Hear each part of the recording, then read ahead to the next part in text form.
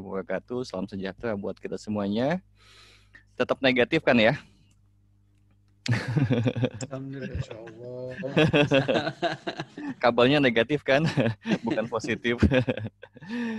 Oke, kita akan membahas topik kali ini tentang stay alpha. Jadi ini adalah sesuatu yang basic ya, yang kita pelajari di awal pertemuan-pertemuan kita, dan saya akan mengingatkan lagi apa itu kesadaran alfa gitu ya. Oke, jadi mungkin ada yang baru tahu juga ya, alfa itu atau zona alfa atau kesadaran alfa itu apa. Jadi gini, teman-teman pasti ketika kita lahir ke dunia ini dan dibesarkan, itu banyak banget konsep-konsep yang akhirnya diberikan kepada kita, betul ya? Diberikan tentang kehidupan, tentang nilai-nilai, tentang dunia ini, ya, tentang makna keluarga, tentang kesehatan, tentang pekerjaan, dan lain sebagainya. Banyak banget. Kalau saya analogikan atau divisualisasikan, gambarannya kita akhirnya melihat kemana? Melihat ke sini ya, keluar ya, betul nggak? Selalu melihat keluar, ya, dan menganggap yang di luar itu adalah sebuah kebenaran. Kenapa? Karena banyak orang yang melakukannya. Yang benar menurut mereka begini, yang salah begini, dan lain sebagainya. Dan itu pun bisa jadi relatif juga kan. Di tiap orang punya konsep masing-masing, ya, punya kepercayaan yang masing-masing gitu. Tapi jarang banget kita diajarkan dari kecil, tanya dirimu. Itu jarang banget, betul tidak? Betul. Tuh ya. Menurut kamu bagaimana? Ya, gitu kan. Coba tanya dirimu. Gitu. Itu jarang banget. Nah, akhirnya kesadaran murni, kesadaran sejati kita ini makin ditinggalkan, makin jauh, ya, karena kita terus mencari kebenaran-kebenaran yang semu, kebenaran-kebenaran yang disepakati oleh banyak orang, gitu ya. Apakah itu salah dan tidak? Enggak, gitu ya. Ini bukan tentang benar dan salah, bukan. Ya, tapi sejauh mana kesadaran kita ketika pun kita mengikuti konsep-konsep itu, apakah itu berdasarkan dari kesadaran dari diri kita? Atau memang kita benar-benar 100% sebagai follower gitu. Ya. Kita terus bertanya, apa yang benar ya gitu? Apa yang benar menurut orang lain? Apa yang salah menurut orang lain? Selalu begitu. Jarang banget orang yang bertanya, menurut aku apa ya? Menurut diri saya bagaimana ya? Begitu. Nah, di sini akhirnya ada dua posisi nih di dalam diri kita. Yang sering mencari kebenaran di luar adalah si pikiran. Jadi karena informasi-informasi ini masuknya lewat terutama lewat mata, lewat pendengaran, ya, dengan panca indera kita, dengan indera perasa kita, nyaman dan tidak nyaman itu juga informasi, ya, yang dirasakan vibrasi nyaman dan tidak nyaman yang diajarkan oleh orang tua kita, oleh lingkungan, kan terasa tuh ya. Oh, ini yang nyaman, ini yang tidak, ini yang enak dan tidak. Kayaknya nggak enak nih kalau saya tidak mengikutinya gitu kan. Itu kan informasi-informasi yang sering kita terima gitu ya dalam kehidupan sehari-hari. Bayangkan itu kita dapatkan dari sejak dalam kandungan malahan. Itu sudah terjadi. Sensasi-sensasi itu sudah muncul, informasi-informasi itu. Terlebih kita sudah lahir di dunia ini, sudah aktif semua panca inderanya, ada komunikasi, dan makin banyak informasi yang didapatkan. Sekali lagi, informasi dari luar. Ya, dari luar, dan selalu diajak untuk bertanya mana yang baik dan buruk, benar dan salah menurut orang lain, bukan menurut diri kita sendiri. Jadi orang tua kita, guru sekalipun gitu ya, ketika kita belajar jarang bertanya menurut kamu bagaimana, menurut kamu bagaimana, itu jarang banget ya. Kata ibu, kata bapak gitu ya, itu begini-begini loh gitu kan, kamu harus turut gitu ya. Kalau kita agak mengkritisinya, jangan membantah, turuti saja gitu kan. Eh, bahwa bahwa itu akhirnya menjadi sebagian banyak, bahasanya bukan sebagian banyak, pokoknya saya ragu sih sebenarnya mau bilang terus terang hampir 100% gitu ya. 100% dari manusia itu yang mengikuti konsep. Jadi akhirnya menjadi konsep self, bukan sebagai true self gitu ya. Ya. Meskipun memang untuk menjadi true self 100% kita menurut kita dan kita melakukan apa yang perlu, yang kita inginkan, yang menurut kita benar, itu nggak bisa kayaknya ya, bukan kayaknya nggak bisa gitu ya, karena kita ada kesepakatan dengan konsep dan kesepakatan yang lain. Tapi maksud saya ketika kita melakukan pun kita menurut kesadaran kita, bukan benar-benar 100% sebagai follower. Contohnya apa? Contohnya misalnya apa ya, ya ada sebuah misalnya kesepakatan di sebuah tempat ya, di situ tidak boleh pakai baju hijau misalnya. eh Ya kita ikutin aja gitu kan, tapi bukan berarti di situ kita takut, kita kita dan lain sebagainya gitu ya, misalnya gitu ya. Enggak, kita hanya menghormati saja supaya tidak ada konflik dengan masyarakat sekitarnya ya, supaya terjadi di situ adanya keharmonisan gitu kan. Jadi kita mengikutinya dengan kesadaran, bukan dengan ketakutan. Oh iya ya, gitu ya. Ya udah deh, saya nggak pakai baju hijau deh, gitu kan. Saya takut nanti ke bawah laut, misalnya gitu ya. Nah, berarti dia beliefnya orang di sekitarnya kita akhirnya ikut, ya. Padahal kita tahu bahwa itu sesuatu yang eh, belum tentu benar, gitu ya. Nah, ini apa salah satu contohnya gitu kan. Mungkin di hal yang lain juga banyak ya, ada hal yang kita karena kita yang nggak masuk logika, misalnya gitu ya, nggak masuk logika nih, saya nggak mau mengikuti ini gitu kan. Nah itu juga, itu adalah salah satu keegoisan dari diri kita sebenarnya. Jadi kalaupun Anda tidak percaya atau tidak masuk logika, lebih baik kan konfirmasi alasannya apa dan lain sebagainya. Kalaupun misalnya Anda tidak secara kesadaran tidak setuju, tapi secara konsep kesepakatan Anda perlu perlu ikut ya. Untuk apa? Untuk terciptanya keharmonisan gitu dengan kesadaran. Itu contoh-contohnya. Oke, balik lagi, ada dua kesadaran yang terjadi zonanya. Kebanyakan kita ada di zona pikiran ya. Dan sehingga dalam permasalahan hidup kita selalu banyak menggunakan pikiran. Dan pikiran ini bias banget ya. Kita menanya pikiran, menurut saya apa yang baik dan buruk gitu ya, apa yang perlu saya lakukan, itu ketika menurut pikiran itu ada kebiasaan-kebiasaan, malah ada penyangkalan-penyangkalan bisa terjadi, malah ada blaming ya, menyalahkan ya sekitarnya gitu kan. Nah, nanti kita akan masuk ke zona alfa dan kita akan melakukan self coaching ya untuk transformasi diri. Oke. Jadi pada topik kali ini mungkin bisa bisa cepat sesinya. Jadi kita akan langsung role play gitu ya. Kita akan masuk lagi yang sering kita tinggalkan selama ini, yaitu kesadaran diri sejati yang saya namakan, biar kalian aja bahasa sekarang gitu ya, zona alfa gitu ya. Alfa sendiri lebih dikenal banyak sebagai leader kan ya. Kalau kelompok serigala itu alfanya gitu ya.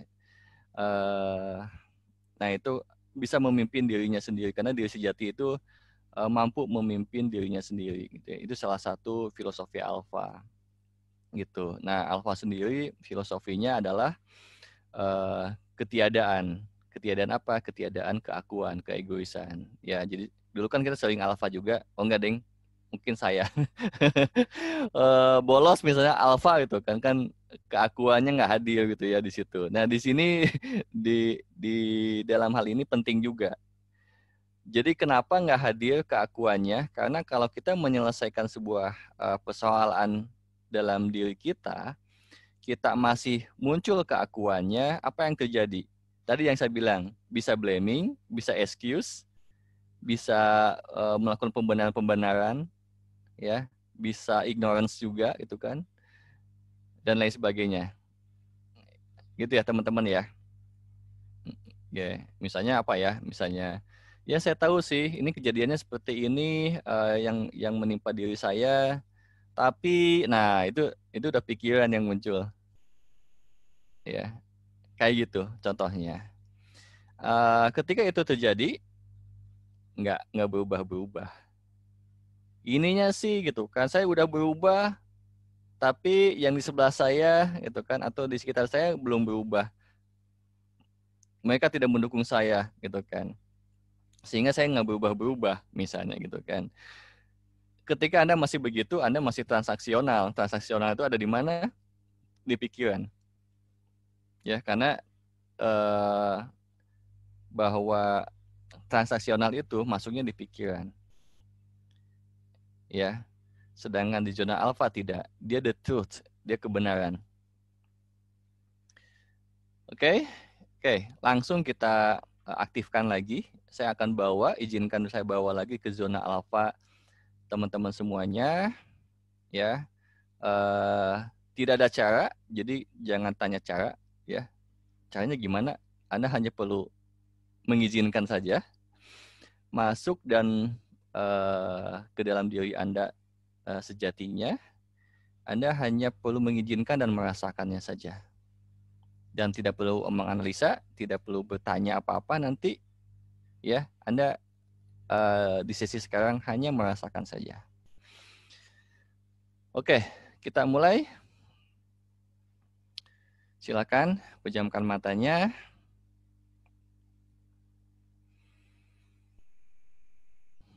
Dan izinkan diri sejati Anda, zona kebenaran pada diri Anda muncul dan Anda bisa merasakannya.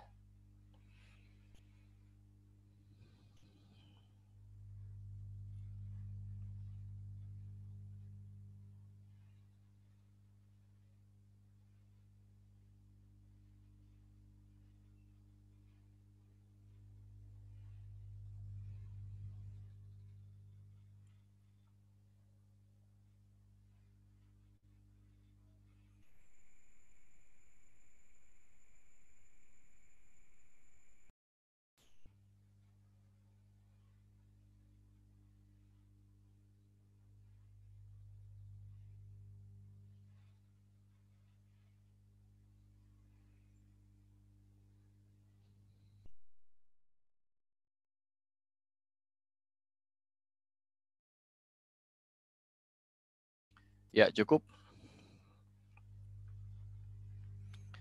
Oke. Boleh sharing dulu, mungkin satu atau dua orang, apa yang dirasakan?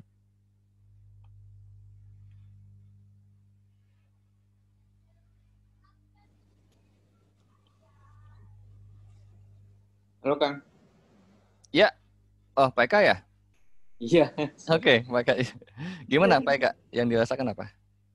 Saya merasa ada energi mengalir ya dari badan saya ke arah kepala gitu loh. Jadi kayak ada Oke. sensasi di situ. Tapi itu ini clear banget bahwa energinya itu ngalir dari seluruh Oke. tubuh bergerak ke atas. Oke, good. Udah switch ya ke kesadaran sejati. Nanti kita eh, coaching pakai kesadaran alfa, ya. Eh, karena gini, eh, ketika saya tanya misalnya, kamu mau berubah misalnya gitu ya, atau apa yang perlu kamu lakukan Saya pengen memastikan saya lagi mengajak kesadarannya. Yang menjawab tuh kesadarannya, bukan pikiran. Karena pikiran itu bisa manipulate. Gitu ya. Bisa pura-pura gitu ya. Jadi kesadarannya yang nanti yang akan menjawab gitu ya. Jadi nanti kita recall lagi apa zona kesadaran itu. Oke, satu lagi, Mas Budi mau? Freeze kayaknya Mas Budi.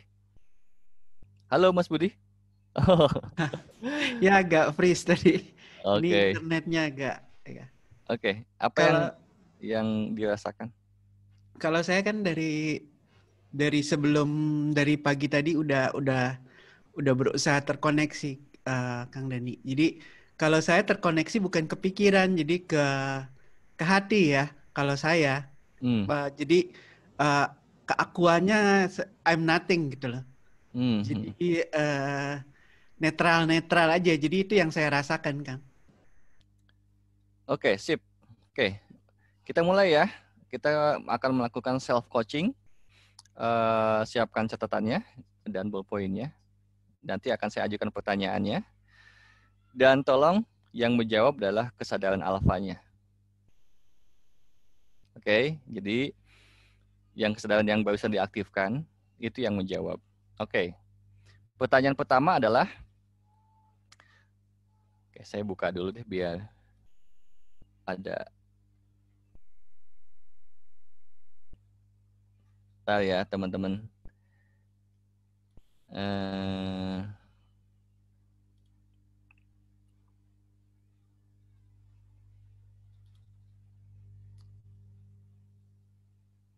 Sorry. Iya, share screen.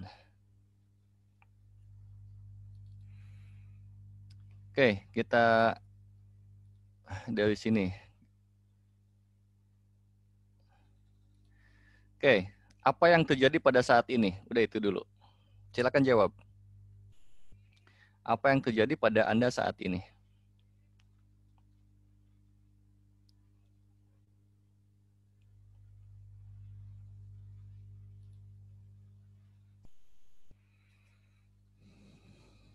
Silakan dituliskan.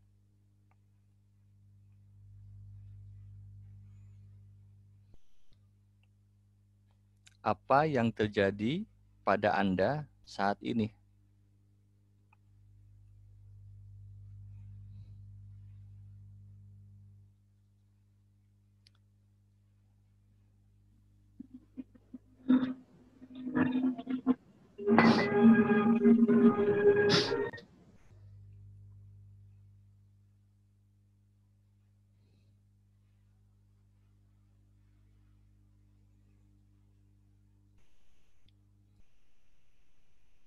Termasuk perasaannya juga dituliskan.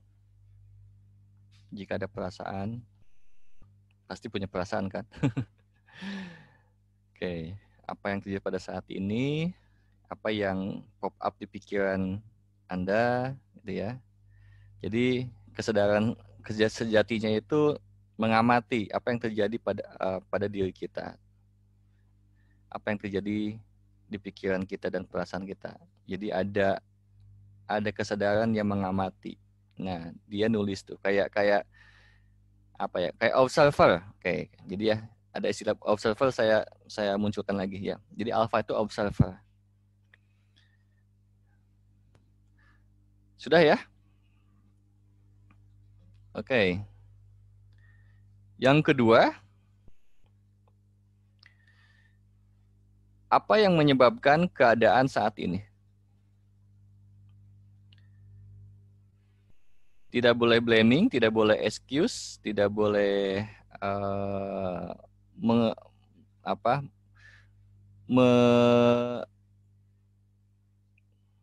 mengambil dari faktor luar, hanya fokus ke diri kita.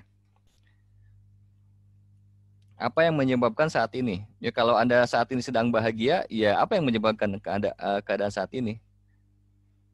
Kalau Anda sedang terganggu pikiran atau nggak nyaman atau apapun itu, kondisinya, apa yang menyebabkan saat ini, tapi fokus kepada diri kita. Ya, apa yang fokus ya, semuanya fokus, ambil tanggung jawab pribadi ya, jadi tidak boleh ngambil dari faktor luar. Sebutkan minimal 3.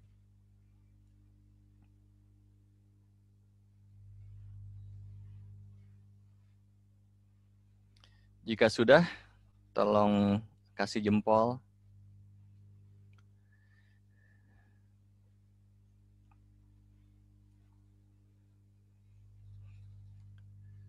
Oke, 2, 3. Yang lain ngikutin? Sudah belum? Sebutkan 3. Oke, 4, 5, 6. Oke, jadi apa yang menyebabkan keadaan saat ini? Kang Dani, kalau jawabannya pertanyaan nomor 1 ada 2, pilih salah satu aja, yang paling menurut Fitri mungkin perlu di coaching. Ya, ambil salah satu biar fokus.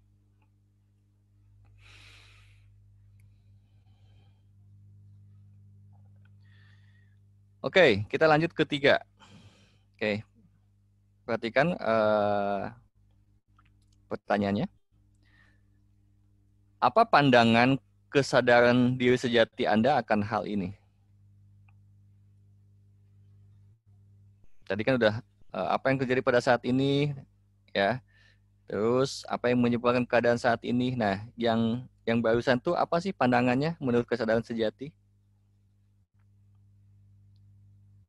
Apa pandangan kesadaran diri sejati Anda akan hal ini?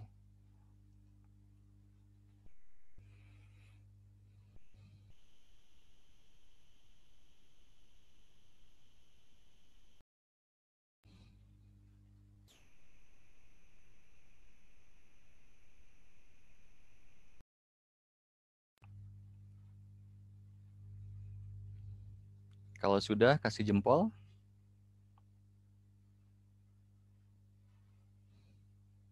Oke, 2. Yang lain 3, 4, oke. Yang lain ngikutin.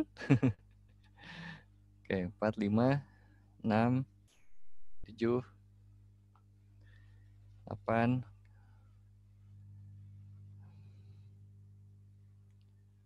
Oke, 9. Good. 10. Oke ya. Yang lain segera ya. Jadi kalau bisa berpartisipasi juga, mengikuti dan kasih feedback. Oke, lanjut ya pertanyaannya.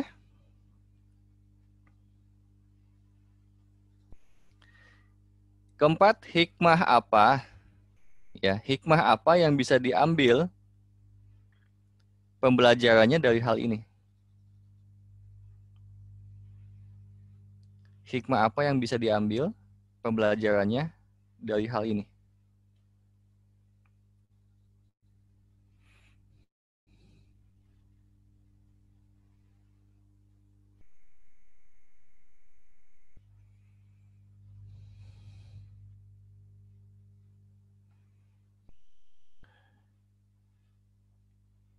Sebutkan 3 minimal.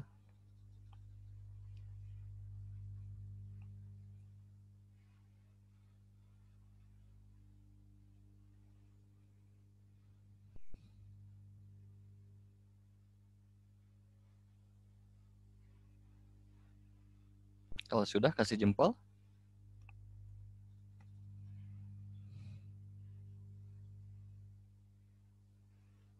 Oke, 2.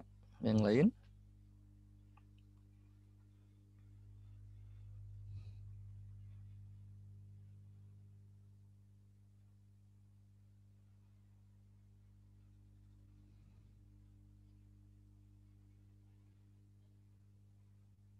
Oke, 5, 6, 7, 8, ya. Oke, pakai kesadarannya, jangan pakai pikiran. Kalau pakai pikiran lama. Karena dia akan bisa manipulasi, bisa excuse, Ya, hati-hati jangan pakai tapi ya. Jadi hak Anda menggunakan kata tapi saya cabut dulu sementara waktu.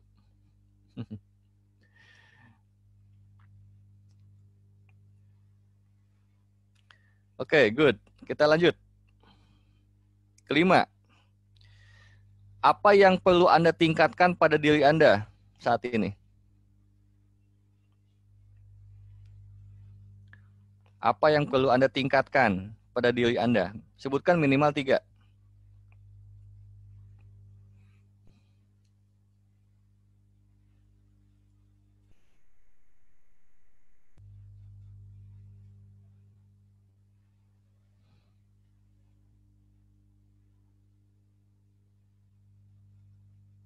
Apa yang perlu Anda tingkatkan pada diri Anda? Sebutkan 3. Kalau sudah, kasih jempol. Oke, 1, 2, 3, 4, 5, 6, 7, 8, 9, 10. Oke, 11. Sip, 12. Oke, yang lainnya. Oke, good. Sip. Pertanyaan selanjutnya. Bagaimana Anda melakukannya? Jadi yang tadi apa yang perlu Anda tingkatkan, bagaimana melakukannya? Ya, atau bagaimana Anda mewujudkannya?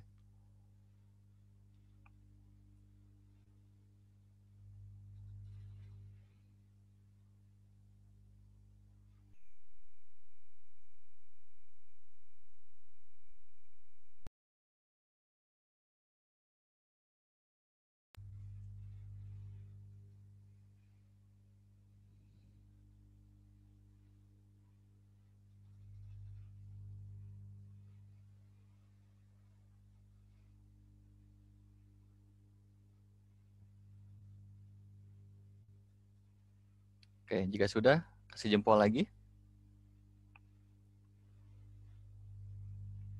Oke, mudah-mudahan yang ikut live Facebook juga ikut nulis juga ya.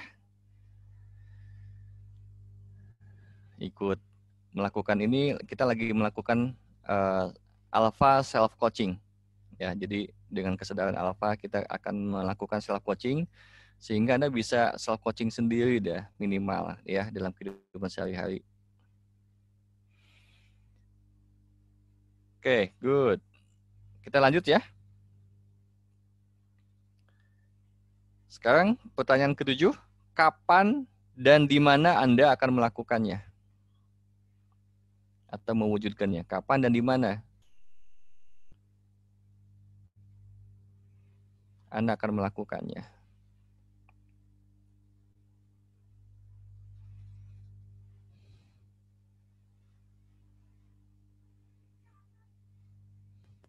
Oke. Hati-hati dengan jawab pikiran kalau pikiran lama. Karena kapan ya kayak gitu.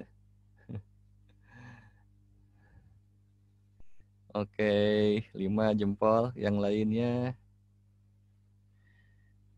hati-hati dengan pertimbangan pikiran karena dia bisa saja akan memanipulasi dan membuat excuse untuk tidak melakukannya. Jadi akhirnya apa yang perlu dilakukan hanya sekedar impian atau cita-cita doang, tapi tidak pernah mewujud. Oke. Ke-10. Ke-8, sorry. Ke-8. Seberapa penting ini bagi Anda? Ya. Jadi yang barusan itu seberapa penting sih bagi Anda itu harus terwujud gitu ya, atau harus melakukannya itu. Seberapa penting sih ini bagi Anda, bagi orang sekitarnya dan lingkungannya? Kalau pakai skala 1 sampai 10 nih, 1 paling nggak penting, 10 paling penting.